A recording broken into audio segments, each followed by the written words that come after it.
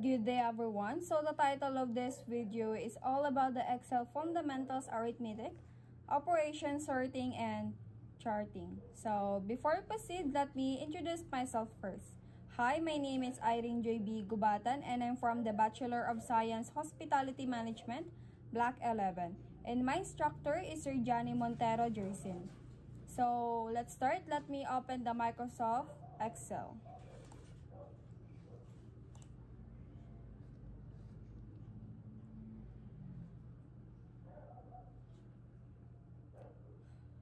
So, i-click lang natin tong blank workbook. So, today, I will demonstrate to you how to use Microsoft Excel by performing arithmetic, operations, sorting data, and creating a chart. So, let's start. We have here column A. So, for the column A natin, ang ilalagay naman natin is our sales. For the column B, ang ilalagay naman natin is yung ating products.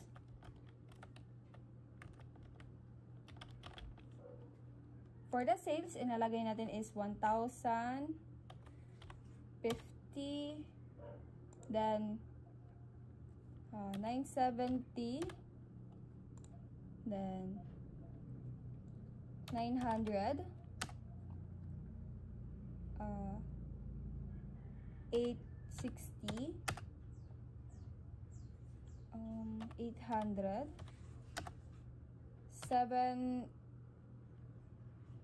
740, 700,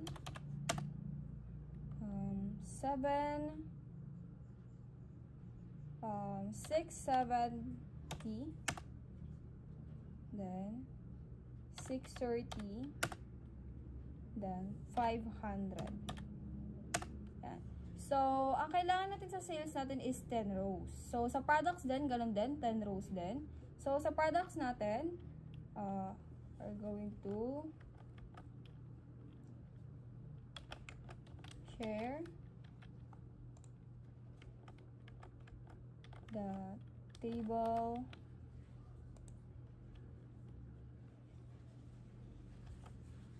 t-shirts,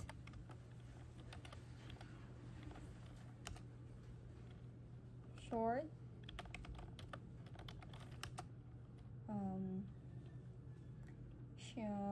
cups,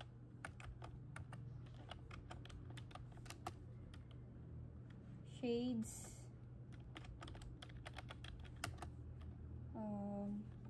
shoes,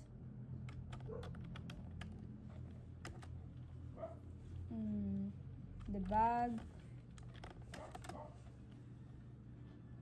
the socks, and books. Yan. So, natapos na natin ang ating sales and products. Next, mag-proceed naman tayo sa addition. For the addition, i-click natin tong equals, then A 2 plus 10. Bakit 10? Dahil 10 rows. So, enter, then 1,060. So, next one, equals A 2 plus 10, then enter. Ay, A3 pala. Next, we have the equals and A3 plus 10, then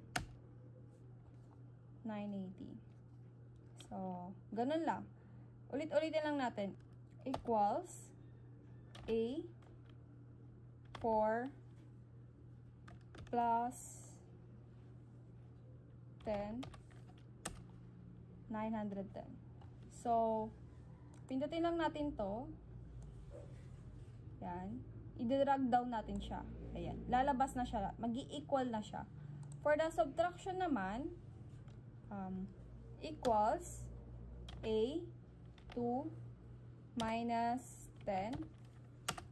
Enter. So, 1,040. Equals again, equals A3 minus 10, enter, 960, then equals again, then A4 minus 10, enter. So, idadrag down na natin siya lahat para lalabas na yung equals niya. Equals na yan. Lalabas na siya. Magma-minus na siya kapag dinrag down mo. So, multiplication equals A2 times 10. Enter. Yan, lalabas na siya. Then, ganun ulit. Equals A3 times 10. Enter. Yan, lalabas na siya. Ganun ulit. Equals A4 times 10. Yan, enter. So, idadrag down natin siya ulit para mag-equals na siya. Yan. Next, we have the division. For the division naman, ano ulit? The equals A2 divide 10. Enter. Yan. Next one. Equals A3 divide 10. Enter. Yan. I-drag down natin siya ulit. Lalabas na siya agad. Mag-equal na siya. Yan. For the next one, ang gagawin naman natin is we are going to sort this data. We are going to sort this data. So, enter lang natin siya dito. Mahanap natin siya dito sa editing. For the sort and filter. Click lang natin to. Then, i-click lang natin tong smallest to largest. Yan.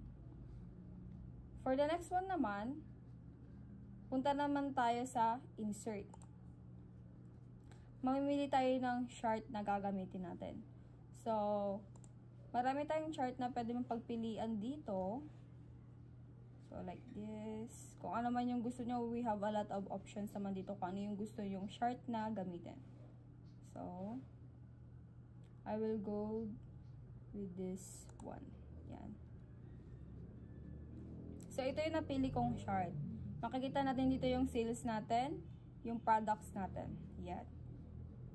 For the chart title, ilalagay natin yung full name natin.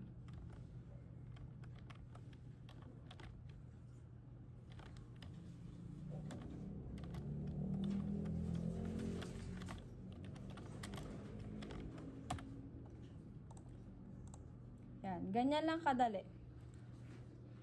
So, natapos na natin. So, thank you for watching my video. I hope na may natutunan kayo. Goodbye.